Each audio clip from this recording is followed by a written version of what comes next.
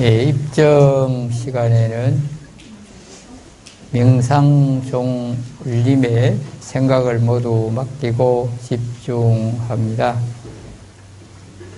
그래서 다른 생각이 떠오르면 종 울림에 또 맡기고 거기에만 집중해 봅니다. 몸을 바로 하고요. 눈을 살며시 감고요.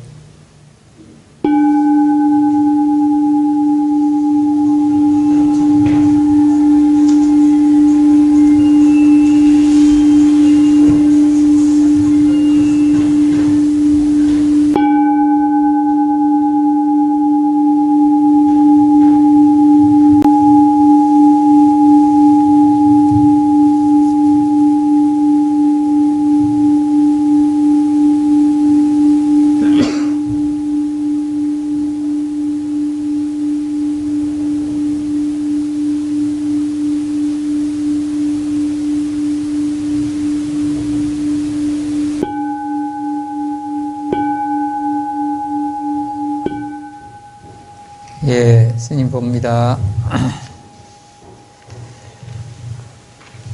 2월에는 부처님 출가절이 있고 열반절이 있는 건 다 아시죠?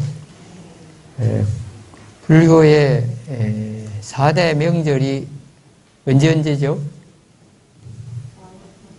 예, 부처님이 탄생하신 날 4월 8일, 또 출가하신 날 2월 8일,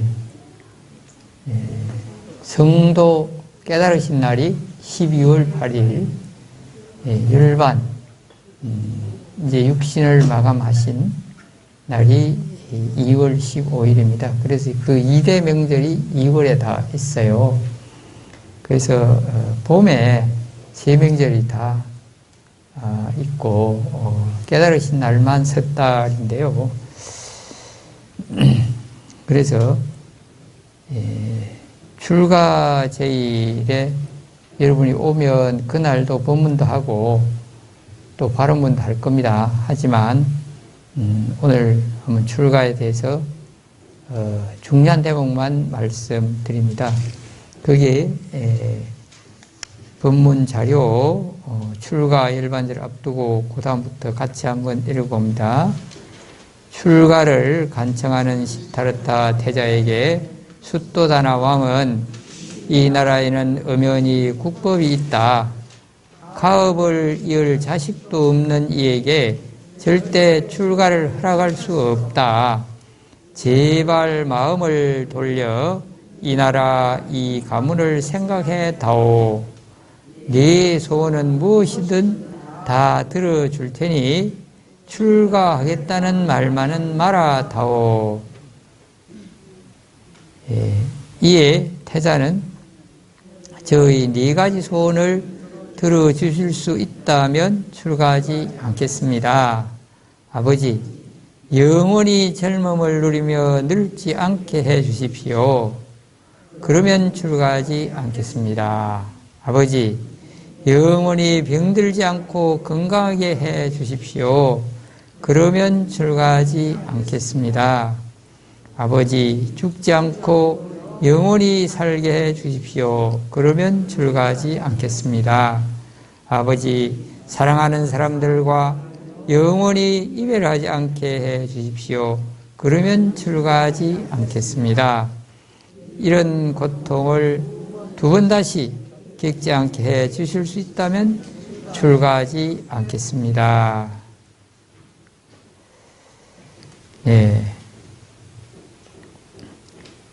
여기에서 부처님이 왜 출가를 그 왕의 자리도 아버지의 명령도 다 어기고 출가를 하셨는지 알겠죠? 소원이 뭐였죠? 다시 한번 읽어봅시다. 영원히 젊음을 누리며 늙지 않게, 영원히 병들지 않고 건강하게, 영원히 살게, 또 영원히 이별하지 않게 주십시오.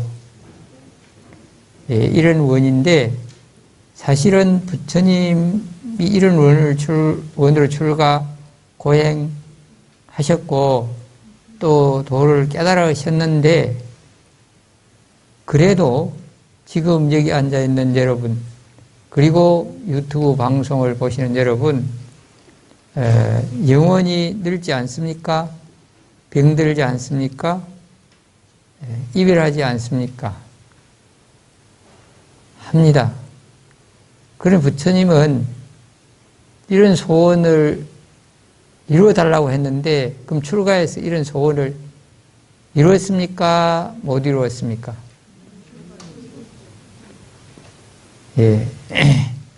당신은 육신이 늙는 거는 연기법, 인연법에 따라서 따라야 되는구나.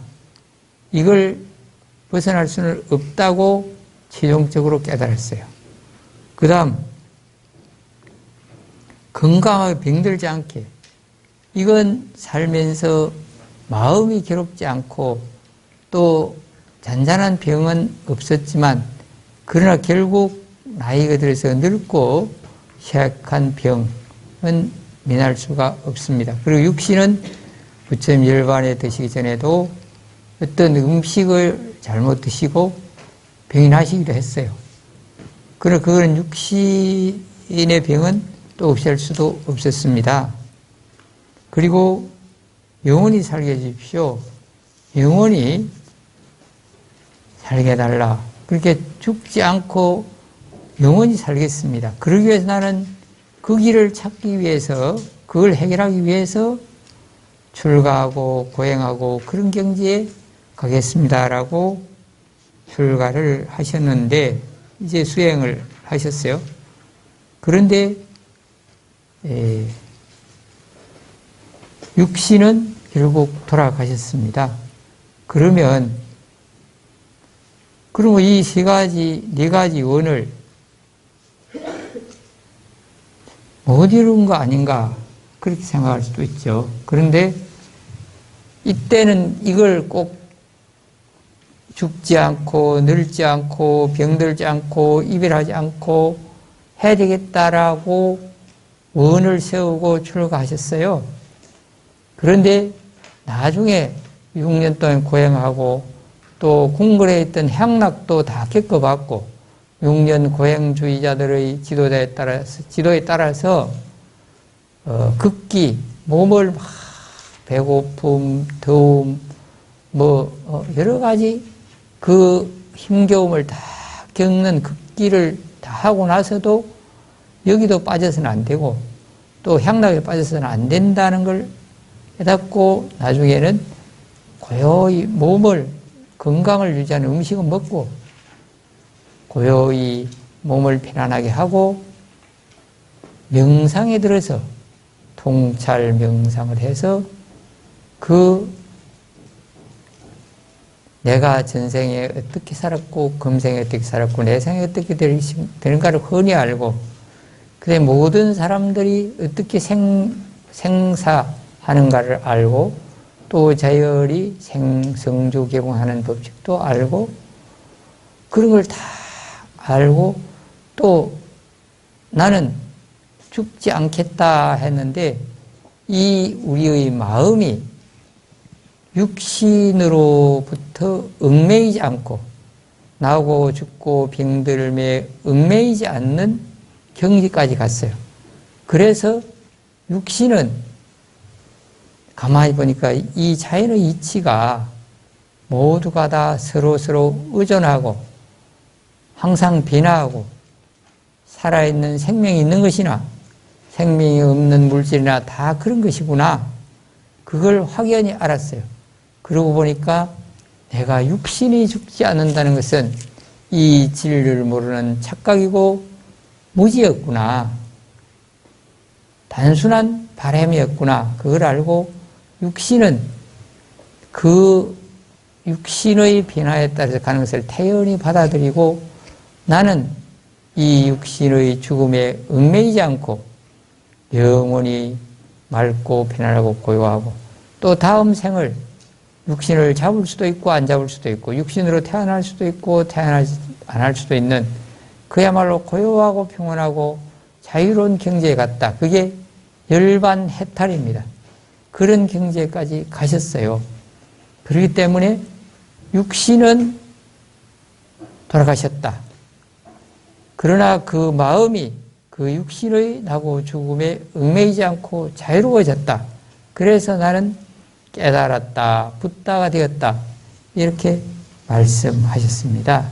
그래서 우리는 바로 출가절과 성도절 같은 의미로 알고 해석하면 붓다, 깨달은 분, 부처가 어떤 경지인가 이렇게 알아야 하고 그런데 이것은 하나의 말이나 이론으로 아는 것이고 실제로 내가 그 나고 죽음을 얽매이지 않고 초월하는 그런 마음이 그까지 도달돼야 되고 자유로운 경지가 돼야 돼요. 그거는 제가 하는 것은 이런 말이나 이론으로만 해요. 저도 그 경지에 못 갔어요. 그래서 그런 것이 바로 생사를 초월했고 생멸의 이치를 다 아시고 그래서 영원히 죽지 않는 길을 가셨다라고 보는 것입니다. 그리고 또 다른 면으로는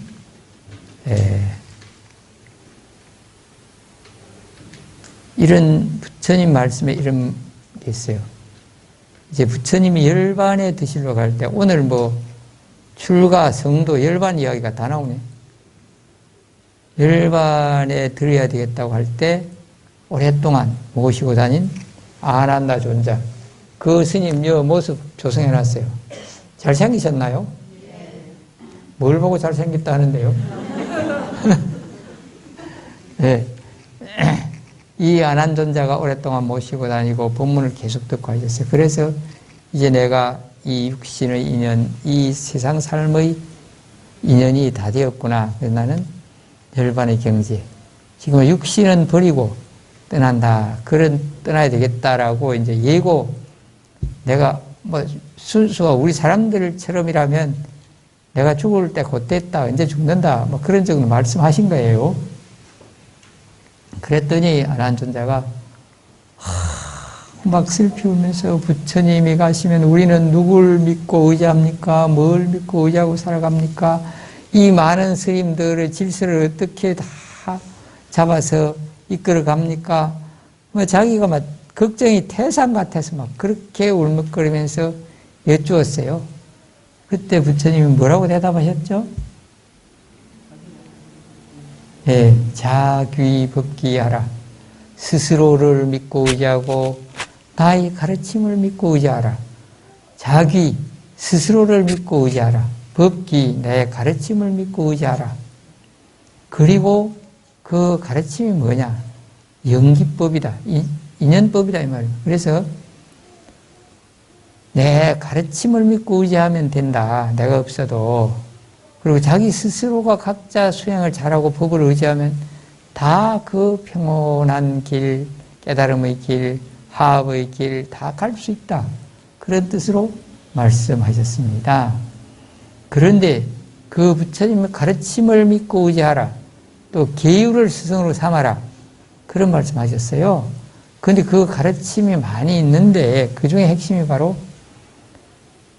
연기를 보는 자는 열애를 보는 것이고 연기를 보지 않으면 열애를 볼 수 없다. 또 연기를 보는 자는 보는 자는 내가 없다 해도 곧 부처를 보는 것이고 연기를 보지 않는 사람은 내 앞에 있다 해도 부처를 보지 못하는 것이다. 그렇게 말했어요. 그래서 연기법 그걸 알고 보고 거기에 체달하면 곧 부처의 경지가 되는 것이고 내 곧다마 시달타가 때라 부처가 된 우리가 이제는 석가모니 붓다라고 부르지만 석가모니 부처님이 없어도 이게 내가 깨달은 연기법을 믿고 의지하고 따르면 내가 있는 거와 마찬가지다. 그렇게 말씀하셨어요. 그래서 여러분은 왜 불교를 믿느냐? 부처님의 육신은 가셨어요. 그러나 그 가르침이 남아있고 또 부처님의 그 영원한 법신 이 기운이랄까 그런 것도 남아있다라고 봐요. 그러나 더 우리가 쉽게 이해하기에는 부처님의 가르침과 진리 교훈이 남아있어요. 그걸 믿고 의지하고 따르는 것이다. 그래서 이제 출가의 의미에서 바로 죽지 않는 길, 그것은 부처님은 육신은 죽지 않는다는 것은 착각이고 잘못 알았구나. 나는 그 깨달아서 과거를 알고 미래를 알고 마음을 알고 또 이 연기법을 알아서 고통을 벗어나는 길을 알아서 가르쳐 주었으니까 이 가르침대로 가면 사람들은 내가 있는 것과 마찬가지고 그래서 나는 육신은 죽어도 영원히 내가 있다는 거죠. 그 가르침이 있으니까. 예. 그렇게 우리는 이해하면 되겠습니다. 그 불법성 중에서도 부처님은 석가모니 부처님이고 그 화연불도 물론 있다고 있는데 우리 눈에 쉽게 항상 볼 수 있는 것은 가르침입니다. 경전입니다. 물론 그 경전대로 수행하고 지도하는 스님들이 항상 있죠. 이런 정도로 출가 제일의 중요한 부분은 알면 되겠습니다. 그래서 여기와 곧 연관되는 이야기입니다. 조금 전에 연기법, 연기를 믿으면 연기를 알고 보면 내 부처를 보는 것 같다. 내가 눈앞에 육신으로 있다 해도 연기를 모르거나 연기를 보지 않고 믿지 않고 하면 나를 못 보는 것이다. 부처를 못 보는 것이다. 그런 말을 해요. 여기에 부처라는 것은 내 석가모니 붓다의 몸이 아니고 그 깨달음의 진리, 깨달음의 경지를 부처 열애라고 봤어요. 그렇게 했는데 그러한 가르침 중에서 아까 연기법이라고 했는데 그 연기법을 달리 표현해서 핵심적으로 정리되었고 우리가 많이 읽고 외우는 것이 마하반야 바라밀다 심경. 보통 글을 쓸 때는 마하라는 말은 줄이고 그냥 반야 바라밀다 심경 그래. 저쪽에 액자에 걸려있는 그 제목이 뭐라고 되어 있어요? 저기도 마하 빼고 반야 바라밀다 심경 그렇게 되어 있습니다. 그래 그 반야 바라밀다 심경 그 본문 자료 한번 봅시다. 조계놓은 개공 도일체고액 사리자 색불이공 공불이색 색즉시공 공적시색 수상행식 역부여시 온이 공한 것을 비추어 보고 온갖 고통에서 건너느니라. 사리자여 공이 색과 다르지 않으며 색이 곧 공이요 공이 곧 색이니 수상행식도 그러하니라. 이제 이 뜻을 확실히 알겠습니까? 이해하겠습니까?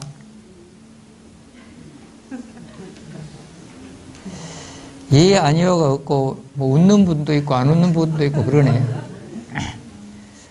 그걸 뭐라고 표현할까요?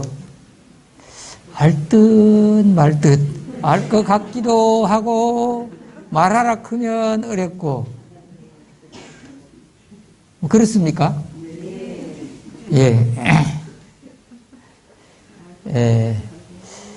저도 이 경지를 확실히 깨달아 이 경지에 들어가지는 못했다고 봅니다.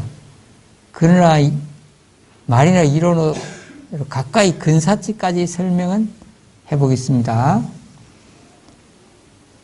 이 조견온 개공도 일체 고액 이게 반야심경의 핵심이고 대입니다.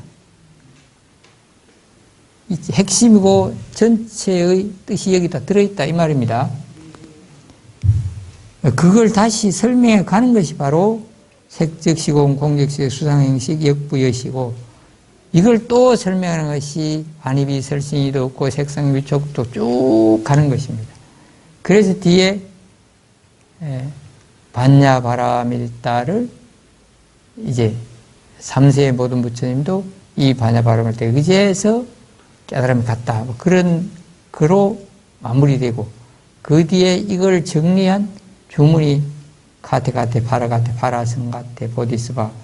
그런데 우리는 그 말이 변해와서 아제 바라성아제 모지사바 이렇게 읽고 있어요. 이게 이제 반야신경인데, 온 개공 도일체고액, 조개놓은 개공 도일체고액, 요걸 다시 한번 설명해 드리겠습니다. 여기서 이제 색이, 공이 색과 다르지 않으며 색이 곧 공이요 공이 곧 색이니 수상행식도 그러하다 이렇게 있는데, 공이란 말이 온 개공 이걸 설명해요. 앞에 말은 그냥 다른 거는 그냥 글자 그대로 번역만 하면 돼요. 온이 다 공한 것을 비추어 보고 조견이죠. 도는 건지다, 구제하다 그런 뜻이니까 일체 고액, 일체의 괴로움과 액난에서 모두 다 벗어나게 했다 그런 뜻입니다. 그런데 여기 바로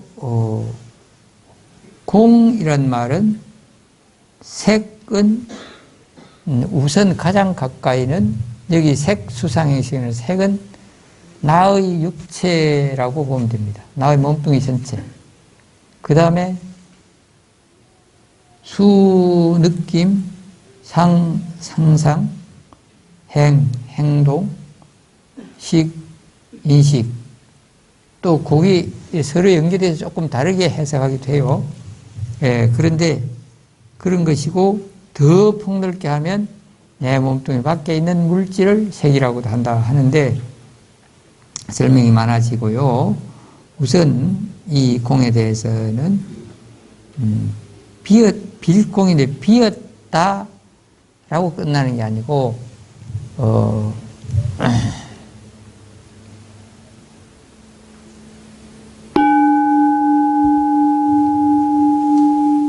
종소리 들립니까? 예라고 대답 제가 들었어요. 뭐가 예하고 내뱉었습니까? 예. 곧 이러한 예가 나오기까지는 스님이 이걸 한번 때려야 되겠다 생각했고, 망치를 들었고, 때렸고, 울렸고, 여러 번 귀에 전달됐고, 내가 들리구나. 그 다음에 또 내가 들립니까? 입으로 말하니까 또 들었어요. 그 두 가지를 다 듣고 나서 이거는 스님 대답에 예라고 하면 되겠구나 여러분들이 판단해서 이제 뭐 입인가 성대인가 모르겠어요. 그따가 명령을 해서 예하고 나왔습니다. 저 설명이 거진 근사치대로 맞죠? 그러면 여기 방금 나온 단어가 몇 개나 나와요? 덕진 스님 생각, 손, 들었다, 때렸다, 울렸다, 전달됐다, 생각했다, 또 말씀 들었다, 또 생각했다, 명령했다, 답했다. 근 열 몇 단계가 돼요. 그 짧은 순간에. 바로 우리가 예라는 대답 한마디 나오는데도 그 많은 게 작용해서 들렸어요. 내 몸이 여기 건재하고 있다. 그런데 건재하고 있지만 내 홀로 건강하게 있는 것이 아니다. 그래서 비었다. 내가 건강하게 잘 앉아 있는데 왜 내 홀로 있는 게 아닙니까? 그렇게 반문하시겠죠? 그러면 그렇게 생각하고 반문하는 사람은 입 닫고 코 막고 한번 있어 보세요. 몇 시간 있겠어요? 곧 공기와 소통하니까 내가 살아있어요. 공기만 마시고 되나요? 물도 마셔야 되고, 물만 마시고 되나요? 음식도 먹어야 살잖아요. 그럼 살아있는 내가 되려면 이런 자연계에 있는 공기와 물과 음식과 다 소통해야 내가 있어요. 죽어서는 이제, 죽어서도 결국 이런 자연 속에 또 다 지수화풍 가고 제대로 남거나 뭐 흙으로 남거나 남아요. 그래서 절대 홀로가 아니다. 이걸 상이상존이라고 얘기해요. 상이상존. 서로 의존하고 있다. 반대말로 홀로 존재하지 않는다. 이해가 됐습니까? 그럼 내 몸뿐만 아니라 모든 것이 절대로 홀로 단일로 존재하는 게 없다. 그런데 서로 상이상존 어울려 존재하지만 항상 그대로인 게 없어. 시시각각 변하고 있어요. 시시각각 변하고 있어. 그래서 있기는 있지만 홀로 있는 게 아니고 있기는 있지만 항상 그대로 있는 게 아니다. 그럼 바른 말로 하면 어울려서 존재하면서 변화를 하고 있다. 그렇기 때문에 그걸 있다라고 말할 수도 없고 없다라고 말할 수도 없고 그걸 다른 말로 고정불변하는 실체 어떤 변치 않고 혼자인 어떤 게 있을 수는 없다.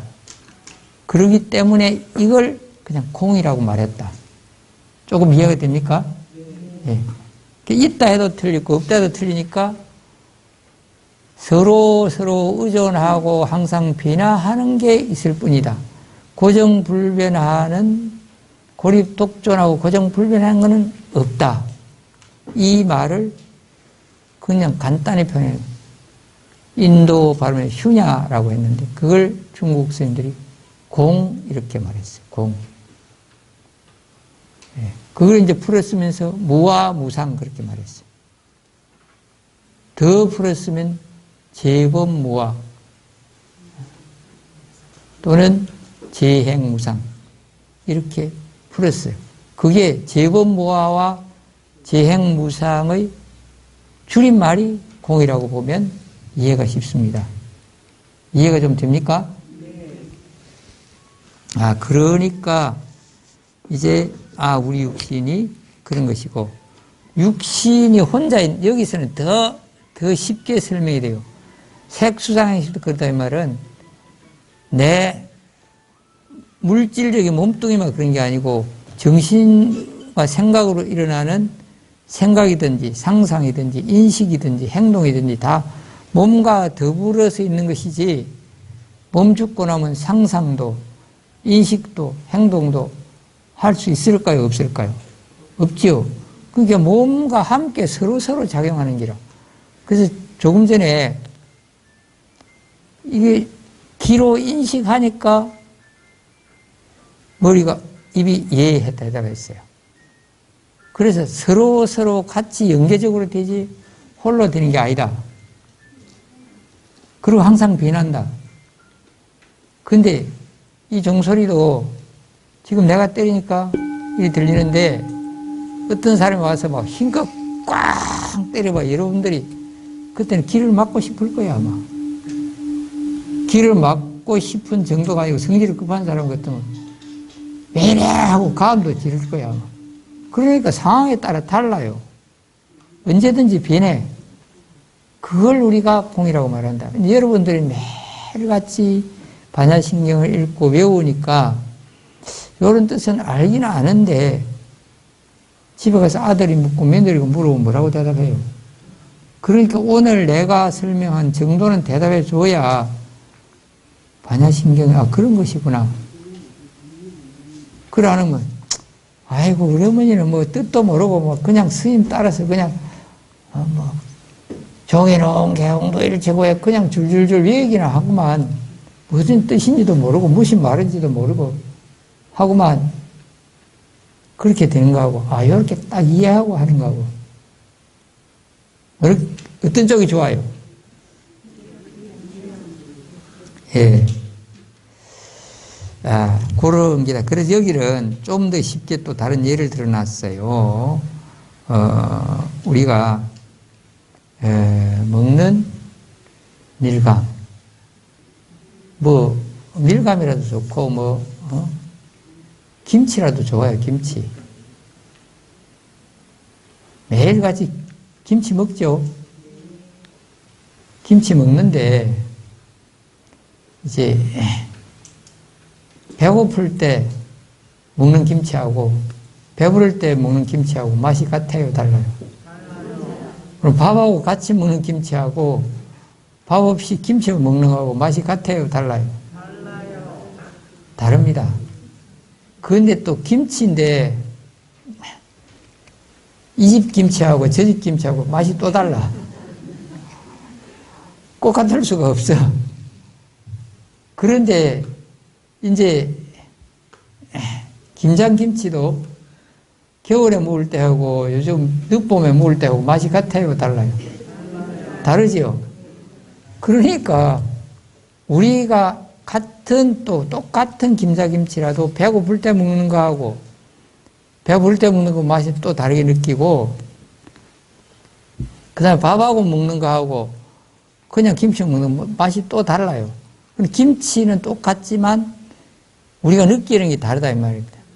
그러니까 이런 게 서로 관계 속에서 맛도 다르고 느껴지는 것이다. 그러니까 절대적으로 항상 그대로일 수가 없고 달라진다.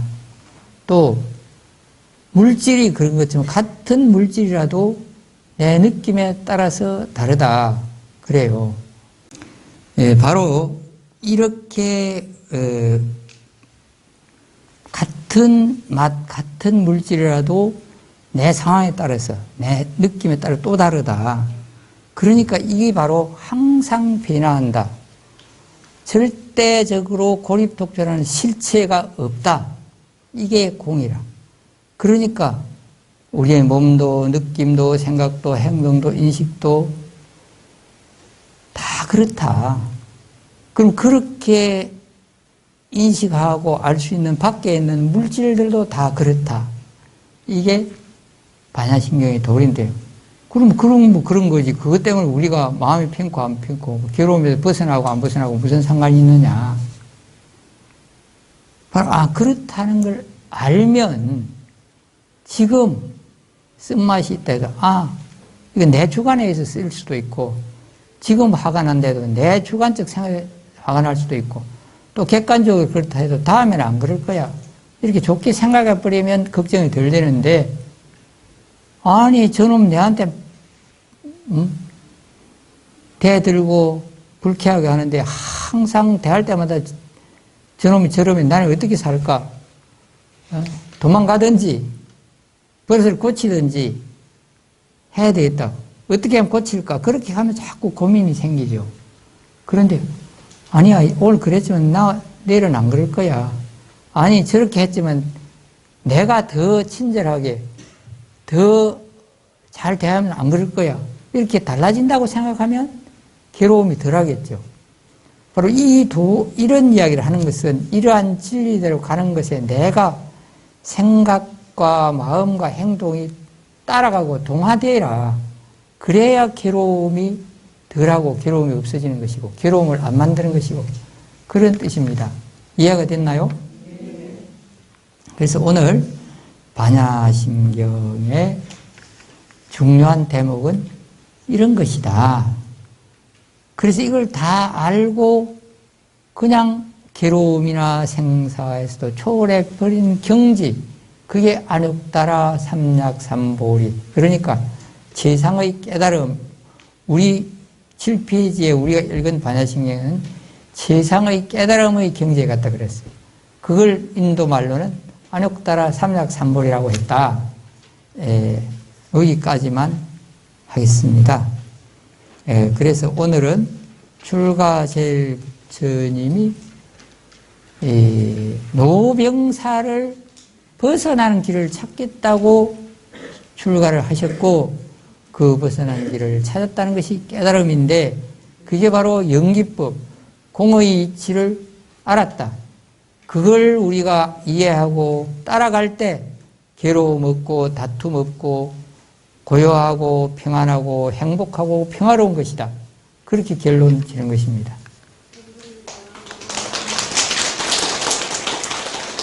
자, 이제 그만할까요? 다리 아프죠? 몸 좀 흔들어도 괜찮아요. 다리 좀 피해도 괜찮습니다. 부처님이 용서해 주십니다. 삼천 부처님이 계시니까 어떤 분은 또 불쾌하다고 찌푸리실지 모르지만은, 그러면, 요쯤 하고, 혹시 질문이 있는 분 질문하세요. 질문도 하나 있습니다. 아, 예. 우리 중생들은 북쪽으로 머리를 두면 안 됩니까? 살아서만. 예. 부처님은 북쪽으로 머리를 두시고 서쪽으로 발을 놓으셨다.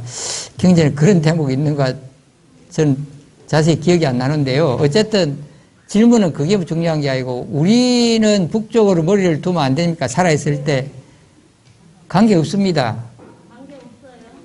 다 좋은 방향이라고 부처님 가르쳐 주셨고 그냥 방 형편에 따라서 내 눕기 편한 대로 가면 되지. 옛날에는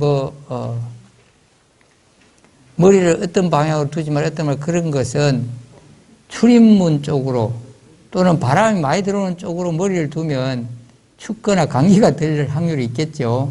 그런 걸 피해서 머리를 두면 돼요. 그리고 요즘은 방 시설이 잘 돼갖고 온 방이 다 온도가 같으면 괜찮고 다 그렇게 괜찮지만은 그래도 문에 나가기 쉽고 예? 변소 가기 쉽고 그런 쪽에 다리를 두면 그쪽으로 일어나서 가야 될 끼고 머리를 두면 입으로 빠져나와서 가야 될 끼고 그러면 되지.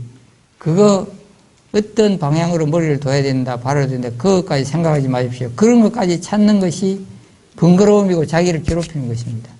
부처님 법에 그런 거 없습니다. 답이 되었습니까? 또 질문하십시오. 방 형편에 따라서 내 편한 대로 두면 돼요. 예.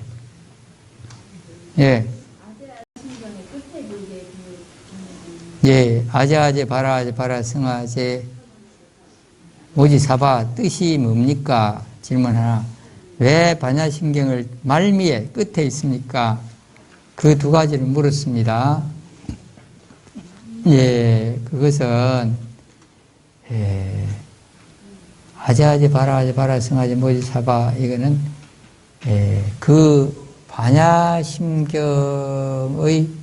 내용을 요약해서 했는데 그게 이제 공의 도리를 알아서 저 안욕따라 삼역삼보리 경지에 가자 대충 그런 뜻입니다. 그래서 그걸 번역하면 가자 어서 가자 저 깨달음의 경지에 어서 가자 그런 뜻으로 번역하기도 하고 또 근본 불교를 깊이 연구하신 분은 불법성 삼보를 의지하고 믿고 깨어 있어라 그런 뜻으로 번역하는 분도 있는데 어쨌든 반야심경을 앞에 내용을 잘 이해하면 그것이 함축이다 이렇게 볼 수도 있고요.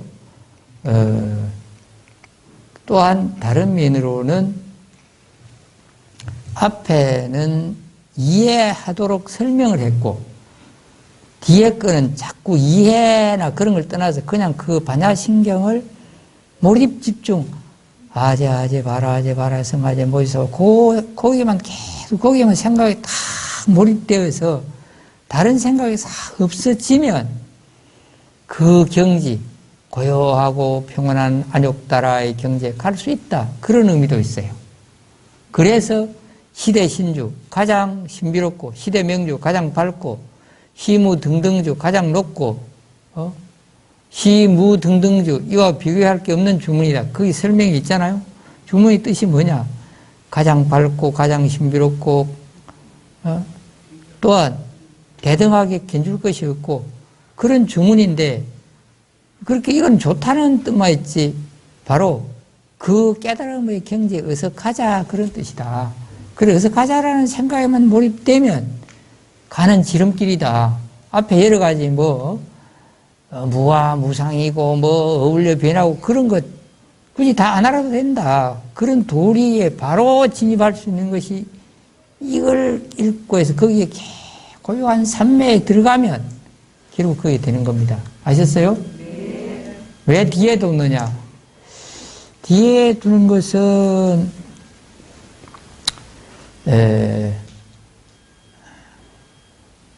야! 왜 그래?